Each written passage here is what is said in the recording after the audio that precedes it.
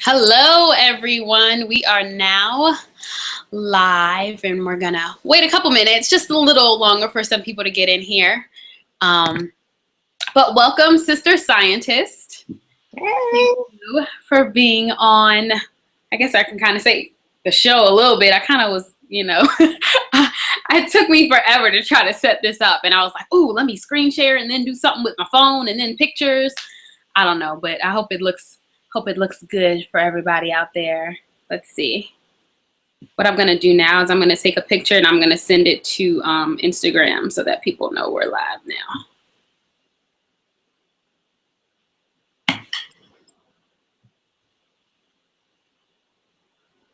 Okay, there we go.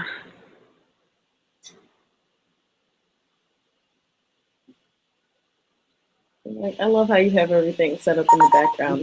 Thank you.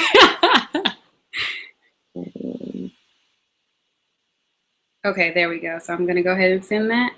We are live.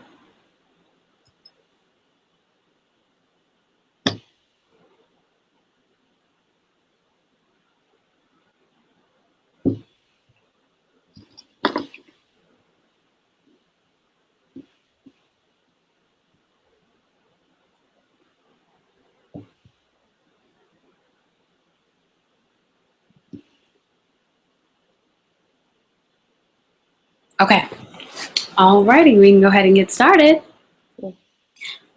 So welcome everyone out there to Power Chats. This is the second Power Chat, which is a new series that is on my YouTube page. And it's just a new segment that I wanted to add that's just going to basically, introduce powerful women from across the world along with wonderful concepts in an effort that everyone out there watching and you watching will recognize, appreciate, and project your own individual power. I think so many times we watch people and we scroll down our timelines and we scroll down Facebook or whatever it is, and we just kind of wonder, well, how did this person get started, and how is it that they do what it is they do, and what did they go to school for it? And we just kind of want to know the background. So what I wanted to do is I kind of wanted to be the catalyst to let everybody know that whatever they see anybody else doing, it's possible for them too. The dreams, the aspirations, the desires, it's all possible for everybody else. And I kind of want to own in on what everybody else is doing and kind of what I'm doing to show that, bam, this is what it is that we've got. This is the, the drive, and this is the, the vision that we have. And that's why people are where they are in this day. So today we have Sister Scientist. Hello. Hey. How you doing? So what's going to happen, you guys, is it's going to alternate back and forth. So you're going to be able to see both of us. So when I'm talking, it'll show me. And then when Sister Scientist is talking, it'll show her. So Sister Scientist, did you want to talk to us and introduce yourself a little bit for those who may not know you? Oh, yeah, sure. I don't know where to start. So my name is Erika Douglas. Most people know me as Sister Scientist. I am, a formal cosmetic chemist. So that means my background's in chemical engineering, and I use that to basically build a career in cosmetic science. So I'm the person who's in the lab putting all these formulas together for a number of brands, and going through the ideation process of what products do consumers want, and then building the process and the formulations and scaling it up to a manufacturer to get it on the shelf for you guys. So that's kind of what I do. It is what I do. Okay. That's just, I guess. Yeah, so that's what you do. So how did everything come to pass? Because I've read your bio, and other people may have known you from Instagram or different social media sites, and they see your bio. So for those who may not know, how did it all get started? Was this something that, okay, I knew before college, I wanted to go to college for this, I wanted to be a scientist, I wanted to do this, I wanted to do that. How did it all come about to where it is now? Yeah, so no, I just feel like it was all divine. So I've always been like a little bit of a science geek. I just never knew what I wanted to do with it. But I've also, growing up, I had a lot of hair issues, skin issues. My mom never let me get a relaxer. So I always felt like there were no options for me. I felt out of the in crowd. And so after I graduated undergrad, I stumbled across the field of cosmetic science, really, it was just kind of like a divine thing. However, I will say that my mother was in the beauty industry, specifically hair industry. So it was really through connections and contacts that somebody said, hey, have you ever thought about, cosmetic science? And it was kind of like, what's that? Right.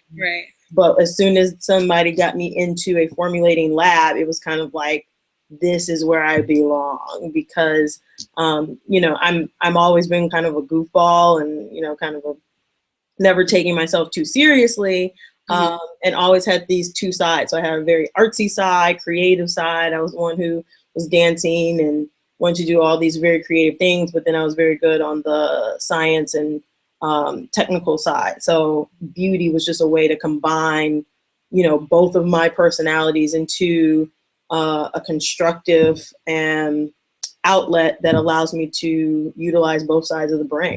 It's really fun. And so how did all of that bring you to where you are today? Was it something that you knew to get into? Was it something that, because it's something that you don't hear often. When I first heard about you, I was like, wait, what? What did she do? Like, how is that even possible? But it is possible, because when you think of the products, there has to be people behind them. But, we don't see many women of color, women in general, in the science field at all. So. Exactly. Like, when you think about it, there's always something that has to happen to get all these products on the shelf, regardless of whether it's food or drugs, legal drugs, pharmacy drugs, or cosmetics. There is a chemical process behind it, and whether it be all natural, products, or some of the more traditional products that use a lot of more synthetic ingredients or man-made ingredients. Either way, there's chemistry happening, and so especially when you get to a level where you are retailing in stores, you have to have a technical expert behind. Kind of behind the process to validate that things are right, that they're safe for the consumer. Also, it's my job to find ways to make it cost effective, and also make the process more efficient so that we can increase capacity in the plant, or so that we can get it to the shelf quicker. So, we have a lot of, kind of natural product formulators out there, and that's great. I love women and men who like go in their kitchen and make stuff. But when you get to a point where you want to retail it, there are all of these processes that you can look at to help make it a better consumer experience, or make it more economical and profitable for the manufacturer. Now, how does that happen? Because like you said, we have these people who are, handcrafting the products in their home, but they're thinking about, having it in retail stores, particular retail stores where there's going to have to be preservatives in it. There's going to have to be different chemicals and things in it. So how does that happen? And is it really kind of tainting the product, so to say? Because it is sort of changing it, right, from its original formula. Yes and no. I see my job as, how do I preserve the integrity of the original formula and still be able to scale it up for the masses? Because I can guarantee you, in most cases, 98% of the time, brands or even companies that started doing handmade products are not necessarily still, putting a scoop in a jar and getting it to Target. Like, how many? It can't. It's too. You need it in bulk. That's too much. Exactly. And how many little, kind of minions do you need in order to get, 100,000 pieces a week in some cases to these retailers? So, it's my job to figure out what can we do to preserve the original formulation. And so that, requires a lot of creativity, because I have to think outside the box. Traditionally, especially now that consumers are more informed, right, I'm always thinking, how can I find something that we can use in this formulation to be able to scale it up, preserve it, and maintain that integrity of the product for the consumer experience. So that's my responsibility, and or people like me, it's our responsibility. And so we can either succeed or we can, you know, have to take some shortcuts to try to get it there. Right. I always say, in the grand scheme of things, you have to think about it. It's a business. So when you think about some of these bigger companies, they're making business decisions as to, are we going to be able to keep up with demand? And do we have to take shortcuts or cut corners in order to do that? Or do we want to maintain the efficacy, the integrity of the product when we first started? And many times you can do both, and then sometimes you can't, or it was a business decision to not. So it just depends on the brand, the company, the priorities. Those are all things that are going on in people's heads behind the scene that nobody, you know, to the consumer eye, you don't really see. Right.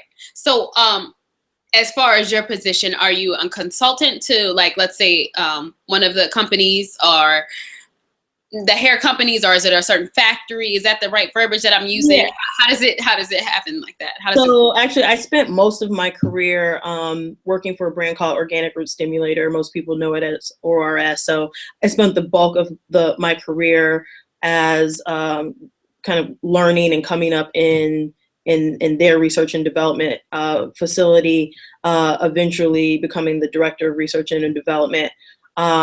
What I saw was, in the last, kind of 5 years or so, I started to notice the emergence of entrepreneurs in the space, specifically women of color and women in general. Mm-hmm. And there were not a lot of resources for brands that were smaller, that were trying to start out and figure out, how do I build a successful beauty brand in this space? And so I saw myself finding myself in a position where I felt like I could help those women and the segment, not just women, but because I am a woman, I felt a more intense responsibility to kind of use what I had learned at these bigger companies and put that knowledge, that experience to work for some of the smaller brands that were coming up in the space. And so I started a company called MC Group, and brands outsource their manufacturing or product development to us, or they need help trying to figure out how to get over some obstacles or humps in their growth process of building a brand. So we look at ourselves as kind of an incubator for brands that are trying to expedite growth for their respective brands. So we contract our services out, and we just want to maintain, high ethics and standards in the space, and open up the opportunities for more brands and more people who look like us to be able to own more of the space that we are patronizing intensely. So I love seeing more brands pop up in this space because this is something we've always been passionate about, and I would like to see more ownership of it in our own community. Mm-hmm. So is this at the point where the brand has, let's say they've reached out to Target or Walgreens and everything's all set to go, but they have to figure out how to mass produce it? Or is this at the point where they're already in the store and then they kind of contract you? How does it work? Or are you the one that kind of brings them to the bigger stores? So we start with people from all walks at all levels. I have some people who say, I just have an idea and I'm ready to get started. I don't know where to start. And so we can start from scratch. I have other brands that come to us saying, we're at a point where we have Target is taking us in, Walmart is interested, and I have no idea how to scale this from my garage to be able to keep up with that demand. And so that would be a different type of engagement. And then what makes our company a little unique, or very unique, is that we also have a marketing consulting wing. So when brands come in, we're looking at everything from a 360 perspective. Yes, we can make you products. Yes, we can develop new products. We can, help you get to the right people. But let's also talk about, how are you going to, what's your growth strategy? What's your marketing strategy? How can we help to make sure that you have a solid foundation so that you continue to grow? And so we just want to make sure that you have access to all services that you need in order to build a successful brand in the space. So it doesn't matter, where you are in the process of building your own brand. We meet our clients, our customers where they're at. Okay. And so with all that being said, tell us about a time that you failed in. How did you overcome that failure? Mm. Or a couple times or something. I'm sure with that, there's so, I mean, everything is so, particular and, details are so, to the T. I'm sure failure comes pretty often. Yeah. I mean, I always say that I want more people who have made it to the top of the mountain or made it to that, what we consider success, to talk more about failures, because we all have them, we've all experienced them. But if we walk around like, oh, I made it here and I, right, it was just peachy keen the whole way, then we're fooling the next generation into thinking that they are not as accomplished or not as great as we are. So I think it's a responsibility for us to share not only our successes, but our failures, so that other people can learn from them. And then, I want people to get to the next level and surpass me.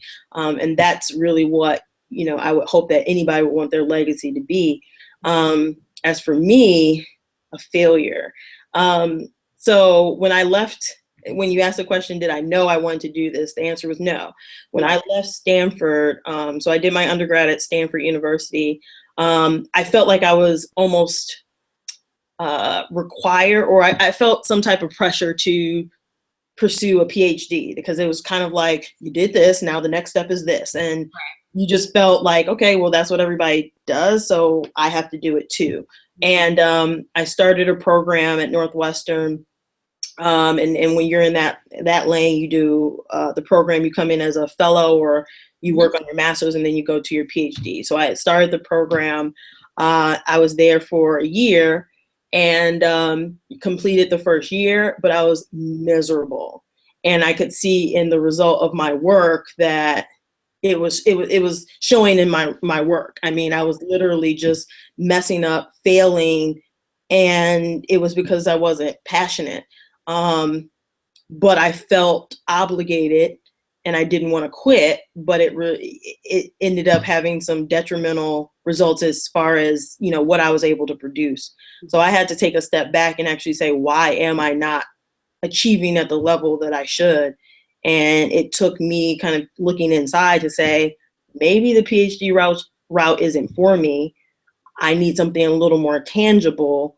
And it was the first time I had to say, I'm going to go off this path that somebody has, kind of predestined for me or told me that I'm supposed to walk on. And I'm just going to kind of go outside the box and figure it out on my own, which was very, especially in my family, it was kind of like, no, this is that you do A, B, and C. And I was kind of like, I'm going to do A, B, and let's jump to F and see what's over there. And so it was an extremely scary experience, but I would have never found cosmetic science had I not taken that leap. So, it was in that failure that made me look inside to say, why am I not able to, and what do I need to do to get back to, kind of my what I know my potential is.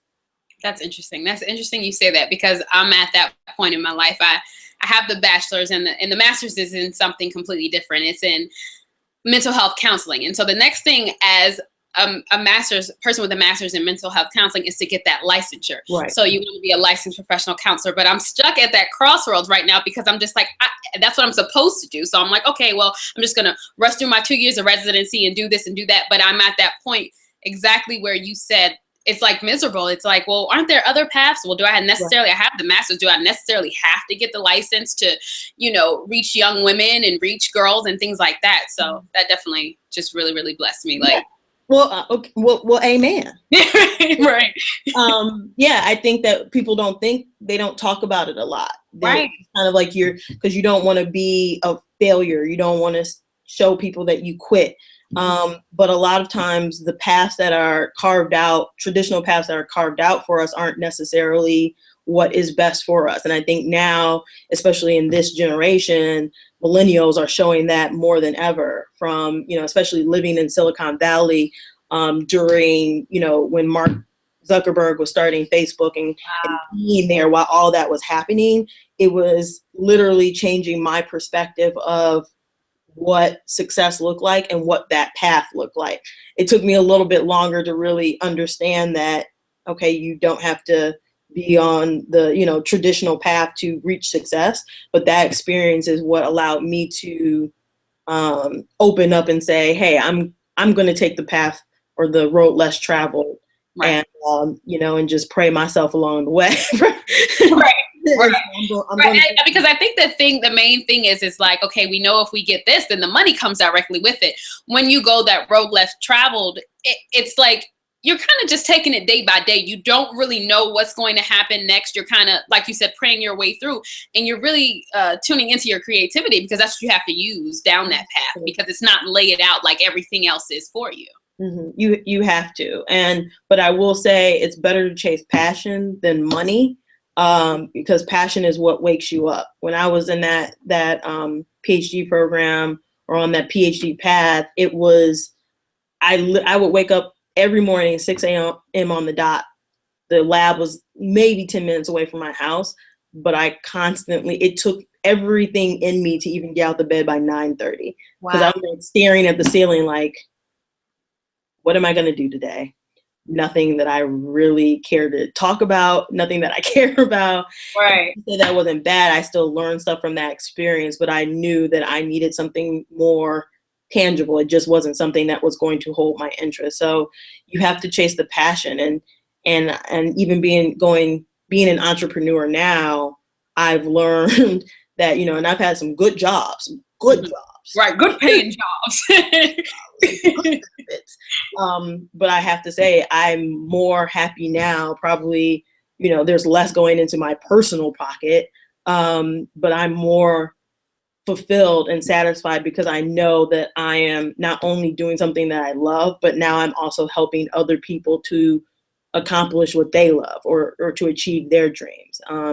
You know, the name MC means mustard seed, and we think of it as, you know, just taking a small mustard seed size faith and being able to take that leap into what you want to do. And so, you know, me, my team, my partners, we all represent that, and we hope that we're helping other people to, you know, kind of hold their hand through that process. So I'm very much an advocate for following passion and not money. That's good. That's awesome. That's something that I'm definitely battling with right now. So that just helped me a lot. Okay. Sister Scientist, what would you say your definition of power is? Ooh. That's a good question. I think the definition is just being in control of the situation of yourself. That doesn't mean to overpower other people or to abuse power for, you know, your own benefit. But it is, and no matter what is happening, whatever the situation is, it's having control over yourself, your emotions, your destiny, and maintaining that, you know, at all costs, so that you can continue to, you know, be in control of your life. We're always in situations where we feel helpless or powerless. But I think true power comes from within, and it comes from above. And it's being, I think you really know how powerful you are when you are in situations where you should feel helpless, abandoned, powerless, alone, and still feel like centered. Wow. And still feel like, I got this. And no matter what's going on around me, I know that it's not bigger than what I know I'm able to accomplish, and that I'm bigger than whatever the situation is, and in more control and have more power to change the situation around. And that, whether, you know, whatever you believe in is drawing from another source, or just being centered within yourself, to know that that's the power that you have, is that center, that control of yourself. So how is it that someone can tap into their own individual power then? I think it comes with time and experience. I think you know, it's something like, it's very much, it's like wisdom. Okay. Live through a few things and see, okay, in every situation, I have found a way to, you know, turn it around or come out on top. And also being able to kind of just black out the world and what's around you and be able to listen to what's inside and meditate, prayer, being able to draw from that. It's very hard to block out the world when you have social media, when, you know, you're in college and you're living in a dorm full of, you know, women or have roommates or, you know, whatever it is. A lot of times we just have a lot of stuff going on around us, and that's what makes us feel shaky. But if you can kind of just humble yourself, get in a quiet place and really, you know, start to accept that you're here for a reason, that you have purpose, and that no matter what's going on, you can either accept and push forward to see that through, or allow what's around you to break you down. Wow. And, you know, and so you have to be able to get in those quiet moments and remind yourself of what you're here for is bigger than maybe what's going on around you right now. And the more you can black out the noise, the more you can really tap into that power, that center, and that confidence. That's good. That's really good. And I think on top of that, it's also making sure that you surround yourself with other people who do know or have tapped in or have found their way to have that type of confidence and power within themselves, so that you can learn from those types of people. So you really need to understand and learn how to filter through, you know, the fluff and the madness, and be able to say, okay, this is somebody who I need around me. This is somebody who I don't need. Right. And the faster you can do that, the faster you can get to that place of I'm in control.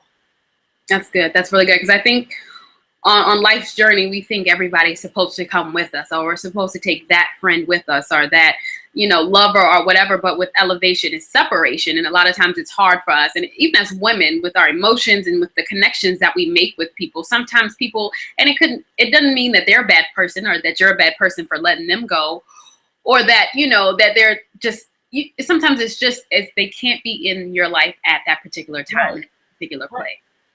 Right. You have to understand your destiny is not tied to some,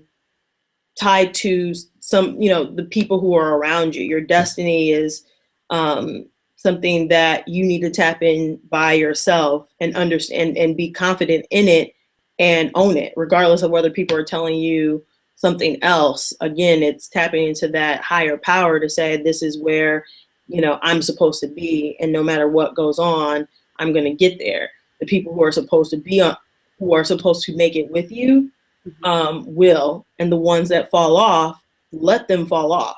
And it's hard when you invest it so much, I think, in people, especially over long periods of time. But that's definitely something that I've had to learn, is letting go of people when they, you know, when they need to be let go. And I'm definitely guilty of holding on to some things and some people way longer than I should.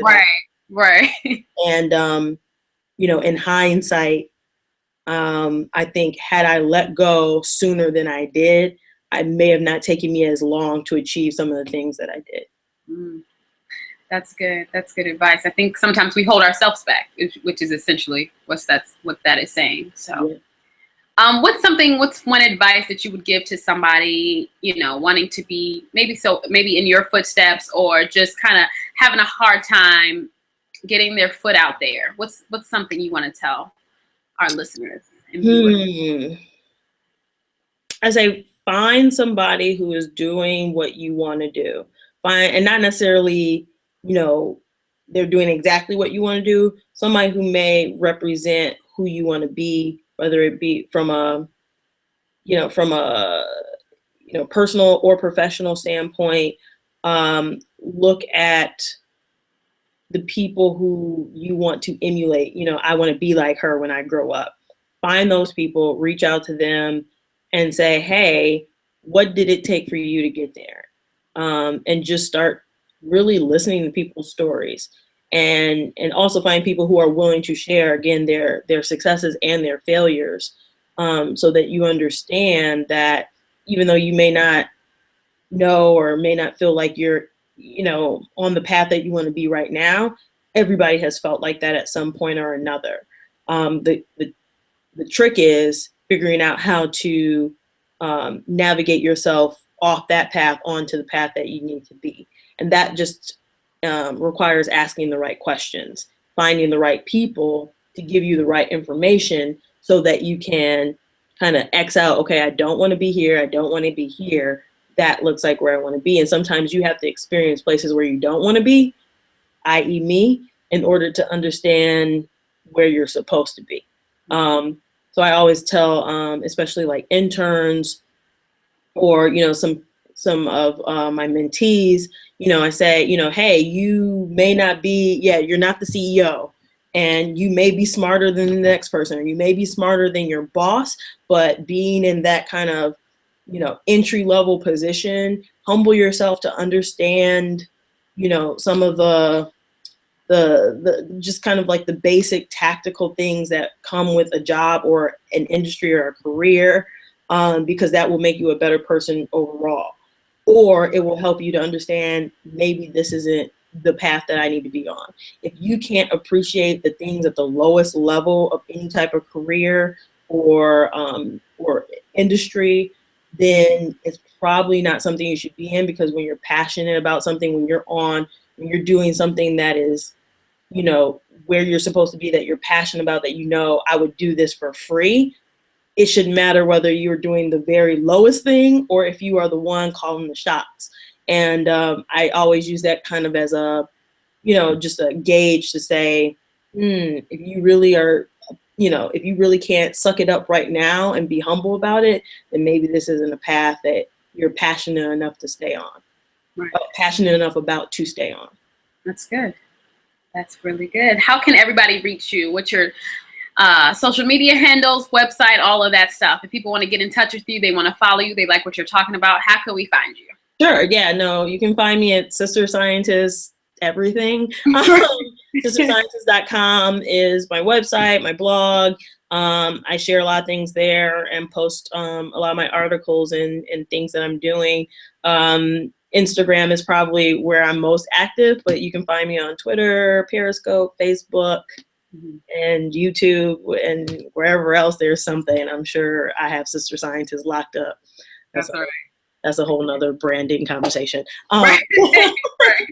Gotta have that though. Brand name, wherever you are. So and I will admit, I'm not the fastest at, as responding to emails, because I'm always all over the place, but I always try to get back to people. And if I haven't gotten back to you, your email is probably flagged somewhere as in, email this person back when, on a Saturday when you're not doing anything. Right. So I really do love hearing from women in STEM related careers. I love hearing from people, just beauty enthusiasts. I'm like an open person. So, hit me up. I'll talk about anything. I'll talk to a fire hydrant. So, approachable. Where can we find you next? I know we've seen you. Actually, you've had a busy past couple months. Just give us an overview of the places, conferences, and things you've done, because I can't even keep up now.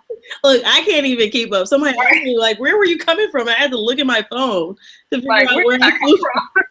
But no, God is good, because I'd rather be busy than not busy. Right. Come on now.